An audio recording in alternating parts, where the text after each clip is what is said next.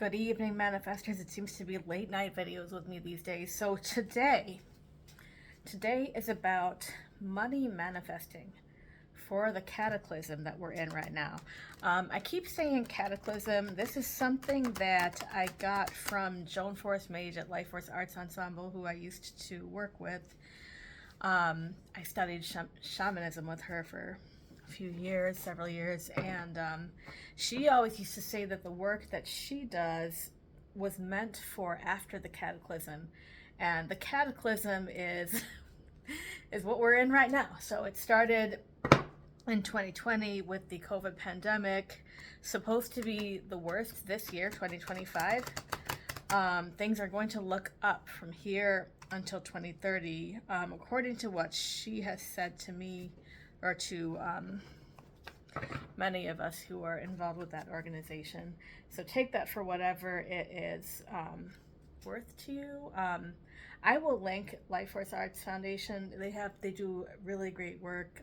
It's very open to people of every spiritual tradition or lack thereof. Well, it is a spiritually based, so you probably you will be dealing with that aspect of things over there, but they're open to literally everyone, so it is a great resource. So I will link to them. So money manifesting for the cataclysm. Right now, you may find yourself in a situation where maybe you're needing to pull back your power and your energy to withdraw from the machine that Western society, American society has become. A lot of people are called to go on strikes, go on consumer boycotts, really bringing your buying to a minimum, and doing more with like building community, helping each other. There's a lot of changes that may be necessary, and of course everything, like some of these changes may take a certain level of privilege to be able to do it. You might have to keep doing your level of economic participation for survival, but the other thing is that the economy will change also, and what was working to make a living may no longer be working. So I want to share about spiritual methods of money, of manifesting resources for survival. I have some thoughts on it. I'm going to pull some cards also for the situation. So let's get it together. So for the person who is needing a financial revolution in the year 2025 or anytime hereafter, when society is in a tough and crazy and unpredictable time, what do we do? There can be a need to, and I've been hearing in church that the goal is to, and also my goal is to really to disconnect from the system of the world, to not be making your money from the system of the world. And to disconnect from the system of the world doesn't mean that you quit your job. Doesn't necessarily mean that. What it does mean is that you understand that everything that comes to you is coming from the universe, is coming from spiritual reality, coming from a divine source. Obviously, if you don't believe that there is such a thing as a divine source, you will have to, in that case, be working with physical reality, and then I might not be the right person to advise you on that. You'll have to probably find someone who knows more about that type of thing. So I just let you know the limitations here, but I will give you the spiritual reality breakdown on the money manifesting and the way to get your needs met. With spiritual reality, money works based on, it's not based on buying and selling. Buying and selling is what our economy is based on. Spiritual reality economy is based on sowing and reaping. So, and the way that I like to describe it is, in the book of Genesis, there was a story where Cain and Abel each made an offering to God. And like the one guy's offering wasn't good and the other guy's offering was good. And so that offering is like an eternal spiritual law. And this isn't necessarily, I mean, it can be like putting your money in the collection plate at the church. Like an offering can be that, but it may not be money. It may not be to the church. Like you may be, because Jesus said, whatever you do for the least of these, you have done it for me. So if you're giving resources to someone who is in need in your community, that can be an offering. That can be an offering. And I feel like, I shouldn't speak for all of us, but I feel like this is something that you may find yourself needing to do. You may be needing help, or you may be in a position to help someone else. And what always the question is like, what do you have in your house? What do you have with which you can help someone else? Whatever you have, anything that you have that you can help someone else with can be a seed, can be an offering.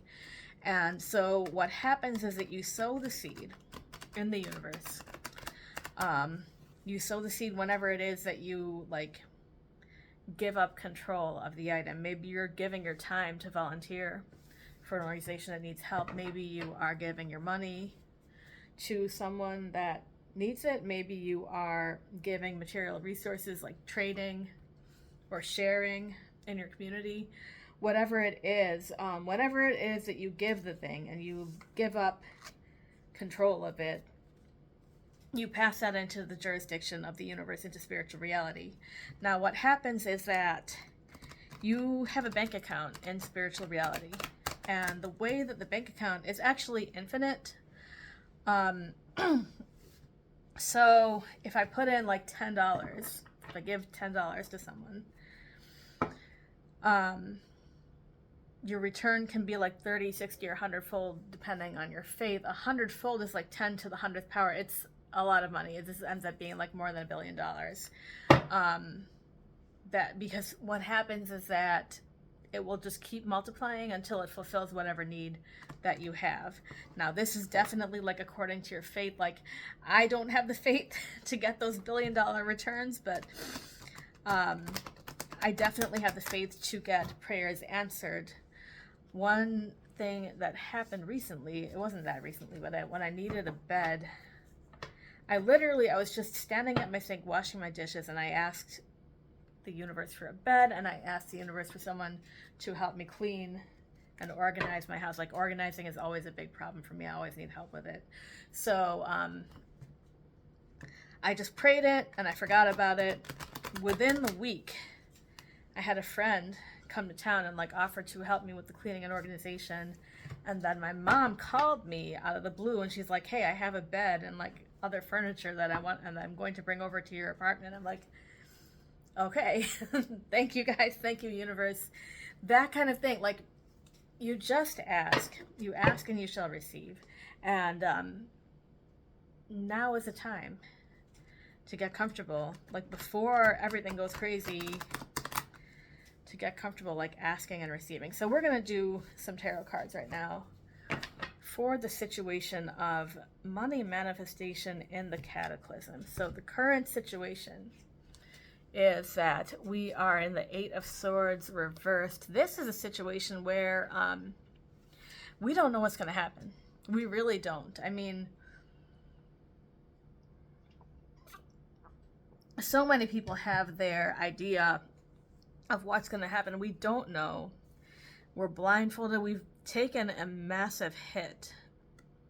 And I feel like with this particular card being reversed is just like the problems are just amplified. It's just like next level beyond what what you might, what would be normal. It's just next level problems. That's a current situation. The current challenge is Three of Swords reverse. This is a betrayal, a massive betrayal, cataclysmic, world-changing betrayal.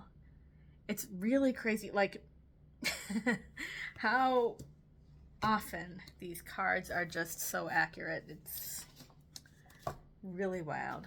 What was it? The next card is the goal. The goal. It's the, all my cards are reversed. The Nine of Wands. I had this previously as being like building up your like your protection in the last reading I did. This one, so yeah, the goal is to build your protection, but we're talking about building in spiritual reality. This is why this is reversed. Like, you can't just build with based on what your eyes can see. It might not work. So you will need to build based on spiritual reality, and I'm gonna do my best to talk about how this works. If it doesn't make sense, just watch the reading again and again, and hopefully it will make sense.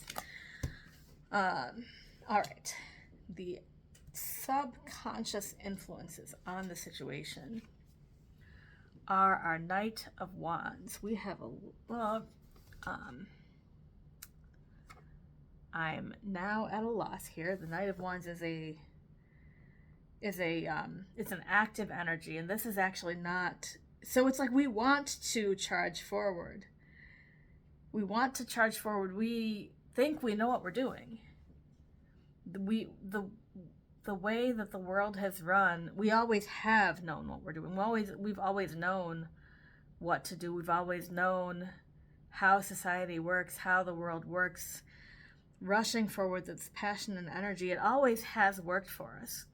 So we have that experience in our history, in our subconscious, where it was like, if you go to work, you will make the money. Like, things were predictable. Things were like, you could get success by doing the right things. So that is what is in what everyone was taught. That's what's in our subconscious, and it's not a bad thing. All right, the past. What did I do here? Yeah, the past is the Ten of Pentacles. Wow. This is actually like massive prosperity, but it's reversed. So I think we're talking about the very recent past, where we had a chance to have a nation where everybody was prosperous, where there was this equal opportunity. There was, and you know what? This is not recent. This did not get taken away with this election. This has been taken away bit by bit over decades. The hollowing out of the middle class, it's been a long time coming. I mean, there was things put towards to it in 1981, but I mean, this really goes as far back as 1913, when the Federal Reserve was put in place. There have been very wealthy individuals that have been really kind of just sucking out the economic wealth of the nation, and it's been going on for a long time. So Ten of Pentacles reversed is like that we had this American dream, and it's been like taken away bit by bit. So there's that. The future, we have the Page of Cups reversed.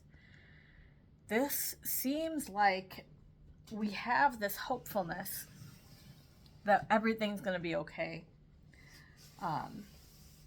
For our emotional energy, our emotional well-being, that's interesting, that it's maybe more our emotional well-being that's going to be adversely impacted. It might be, and I believe this because God is good. The universe is always on our side. I believe that and I'm not saying this as a,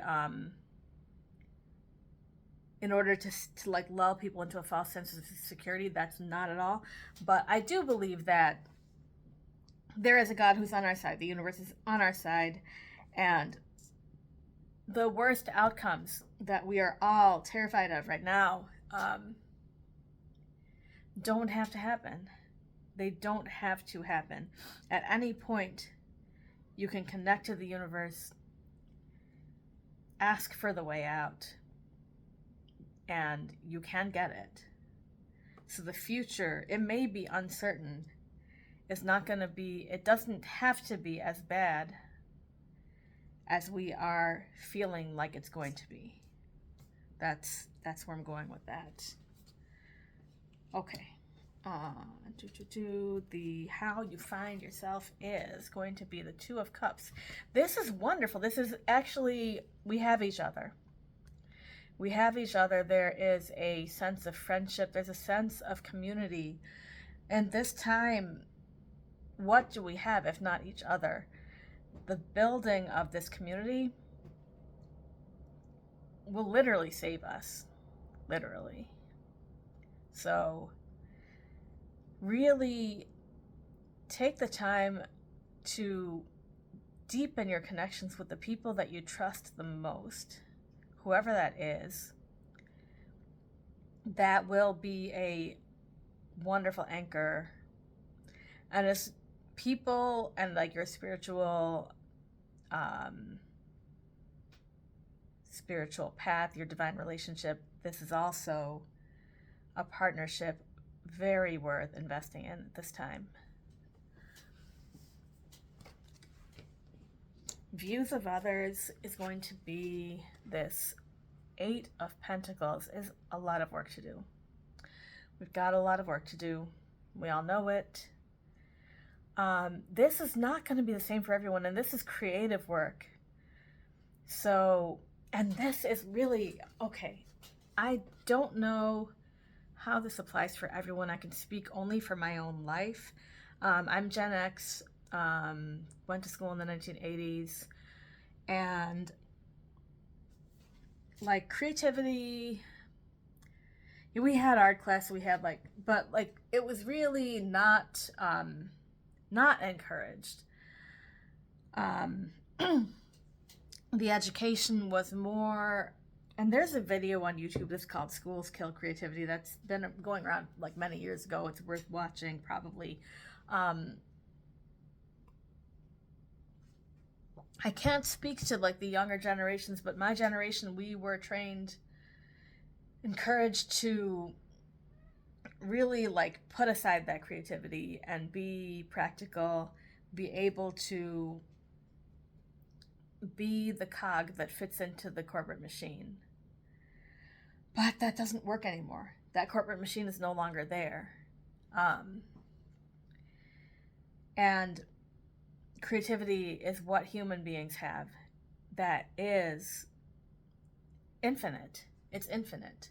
We have, like, when the Bible says we're made in the image of God, does it mean God has arms and legs like us? Maybe, but and I've heard it mean that we're created to be in relationship. I think it means we're created with creativity. God spoke and the world came into being, and we have that capability. We have it. So I believe that everyone's seeing it. Everyone is seeing that the obey and everything will work out fine. Don't think for yourself. It's not working. And the human creativity is going to become more and more important because we don't know what we're walking into. So that is that. Hopes and fears is going to be the Five of Cups. We are afraid to lose what we've depended on. I've had this come up, I think, in the last reading also. So, and we've lost a lot. And we've lost, it really feels like what we've lost is more than what we have left. But not all is not lost. We do fear that it will be. But at this point, it's not all lost. We can move forward. And the outcome, the ultimate outcome of this situation is going to be the Page of Pentacles. This is like a new way of being. This is a new way of relating to your material survival. This is a connection to the earth energy. This is like a young divine feminine energy. This is like a new birth. There are new possibilities for us that we can move forward with. So that is what I'm going to leave you with for this. So you have that divine creativity. You have it. No one can take it from you. The world may be unpredictable and the complete unknown. But you have that individual connection with the universe. You have that individual connection with the divine. And if no one else can tell you what to do, the universe can tell you. The universe always tells me, because I always ask, because I'm somebody who really needs that help. I need that guidance. So I'm always asking, and the universe is always telling me.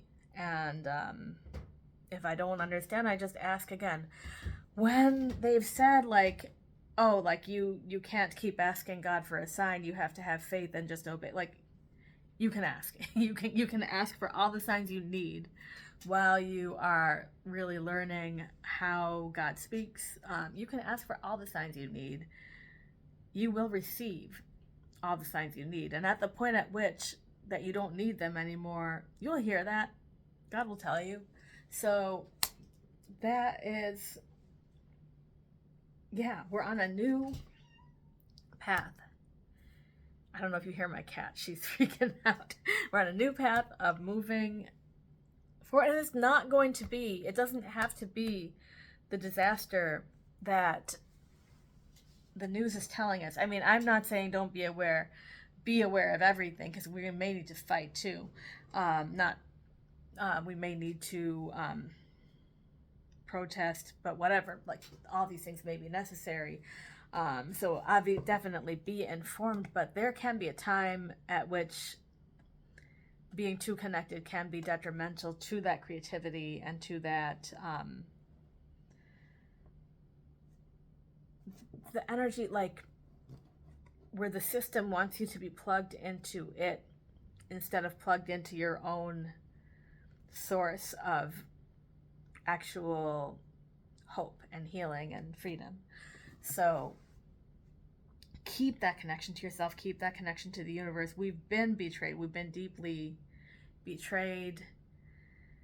Future's uncertain. A lot has been taken away, but we can find a new way forward. The universe will give us a new way forward. If we ask, we will receive. And so I'm going to leave you with that tonight. God bless you and have a wonderful manifesting.